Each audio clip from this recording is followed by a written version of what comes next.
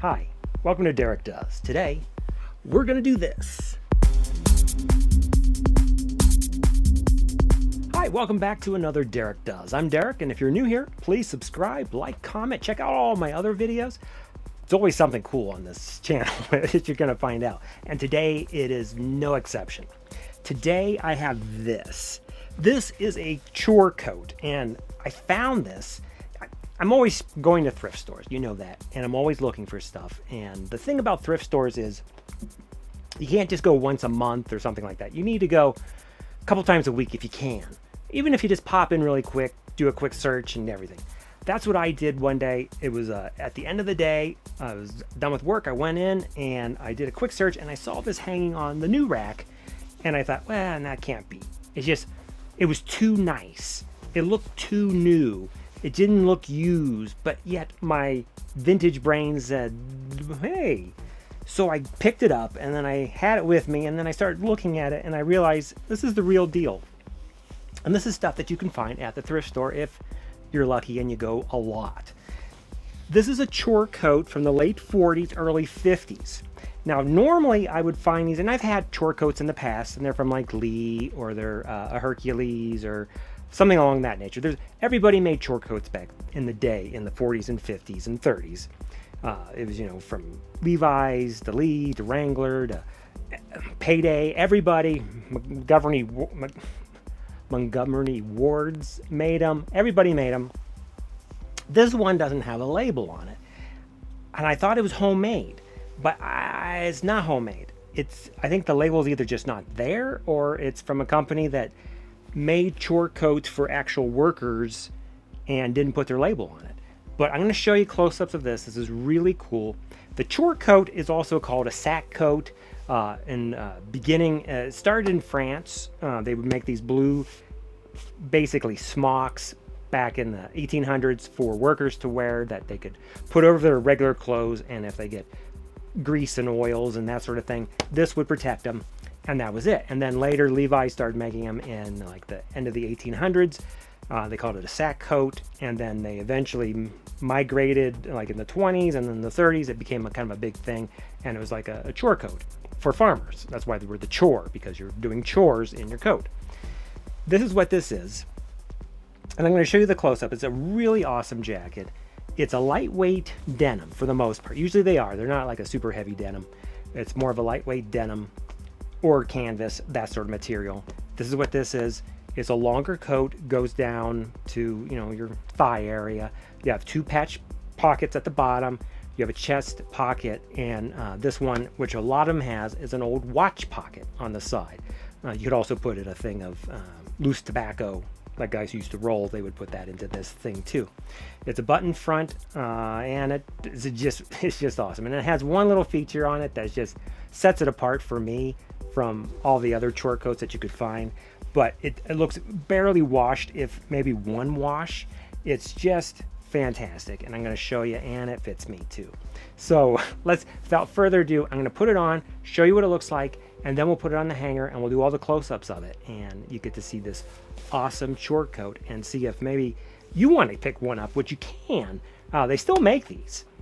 They reproduce them either as a 1940s version, or you can get a modern one that has a little bit of more modern cut and everything to it. But you can still get a Chore Coat if you want just this type of jacket just to wear if you're out doing stuff.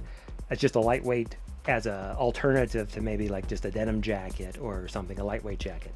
So I'm going to put it on, and then I'll show you what it looks like on the hanger. So here it is. You can see it fits kind of like a shirt. This one actually fits me really well. Again, if you've watched my other videos, I'm a 42 in size, about 5'10", 155 pounds, in that range. So this is what the jacket is. You have two pockets here that you can just put your hands in, or you can put materials you're working with. You have your watch pocket over here, and then this one has a snap pocket over here that you could put stuff in so it doesn't get lost. You have two snaps, or buttons really, here and here, and then it can button all the way up. So I'll show you this is it, just regular.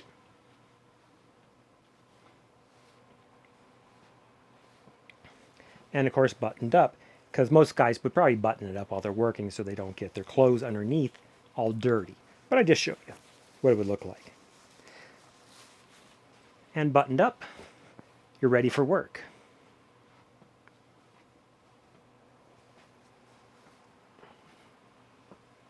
All right, here it is. This is why it just looks so new. I didn't think it was actually vintage. I thought it was new, and I thought someone made it on their sewing machine, but they didn't. And I'll show you why. So here it is. This is the classic what I was talking about. So all these jackets, they always have these two big pockets in the front, which this one does.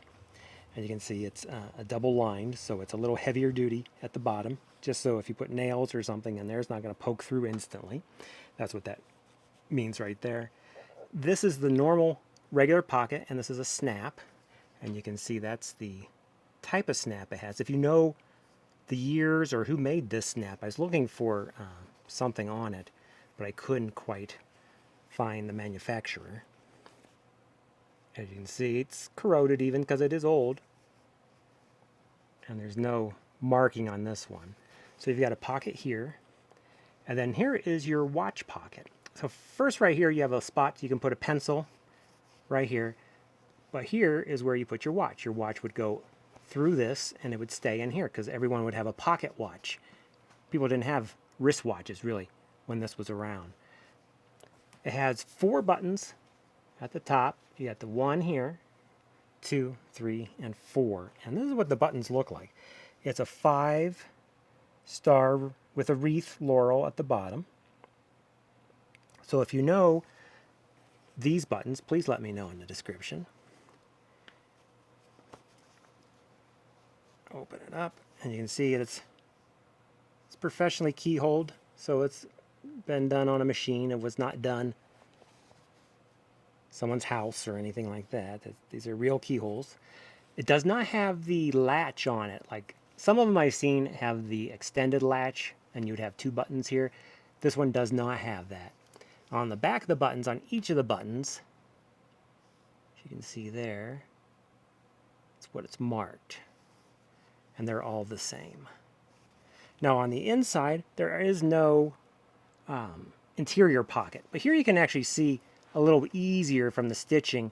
Right there's for your pen, and that's for your watch on these.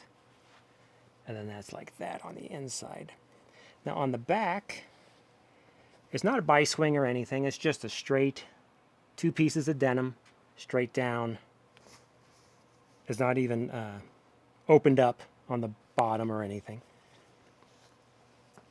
You can see the construction there. A little bit of wear there. Obviously, you know, it's a real deal. And then you have the same buttons here on the cuff, which is finished on both sides. It's even got a little bit of wear, and you can see right even here.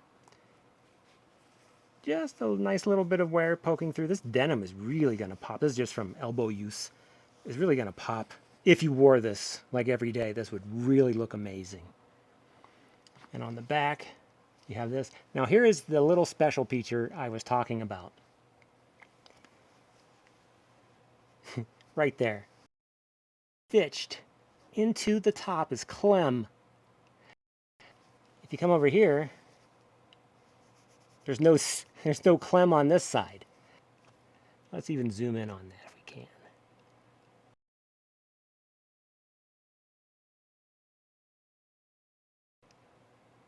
It's always tough to tell. So it's either Clem wrote this in or somebody wrote this in, which is just, to me, that's just, I love that. This is Clem's jacket. I don't know who Clem is, but at one time this was Clem's jacket. And he wanted to make people know that this was his. I didn't see anything in here that had a label or anything, or even a remnants of stitching or anything where there was a label. So if you know this jacket, if for some reason you're like, oh yeah, that's from Payday or that's from whatever, but usually the manufacturers that actually made them would put their own buttons on there. So it would say Payday, or it would say, you know, Levi's. It would say anything that was made, Lee's. This doesn't have it. It just has this straight up. And I don't think it's military because there are nothing that says military to me on this one. But anyway, this is a chore jacket. This is late 40s, early 50s is my guess. If you know, let me know. thought it was just a really cool piece. And this is stuff you can still find today. Albeit I've never found one like this before. And I've been to thrift stores for decades, but it's a really cool piece. Well, I hope you enjoyed this episode of Derek Does that we did on this vintage chore coat. I think it's just it's a really cool piece. It's a piece that not a lot of guys wear. You don't see a lot of chore coats out there, but when you do see them, you know, they are special. This one is special again because this is Clem's. If you know Clem, let him know I have it. If you know any information on this thing, please let me know, particularly on dating the buttons and the snap for the actual date.